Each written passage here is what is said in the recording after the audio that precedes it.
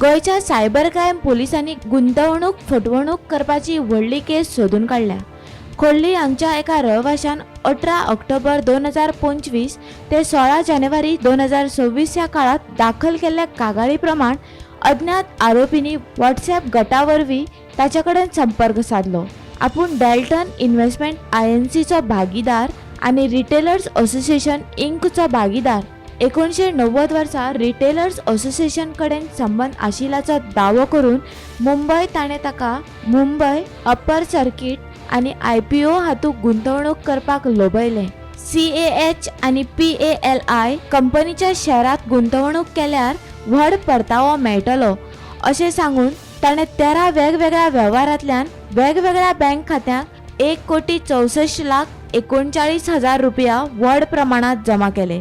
या प्रकरणात 19 जानेवारी 2026 दिसा केस नोंद झाली आणि भारतीय दंड संहितेच्या कलम 318(4), 319(2) आणि माहिती तंत्रज्ञान कायद्याच्या कलम 66D खाला केस नोंद केल्या। तांत्रिक तपासाच्या आधारान पोलिसांनी आरोपीचो सोद हरियाणाच्या फरीदाबाद मेरेन काढलो। पुष्कर गोयल या 31 वर्षाच्या दादल्याक अटक केल्या। बळीन आपल्या ॲक्सिस बँक खात्याक 28 लाख रुपया जमा केल्ल्याचे दिसून आयले।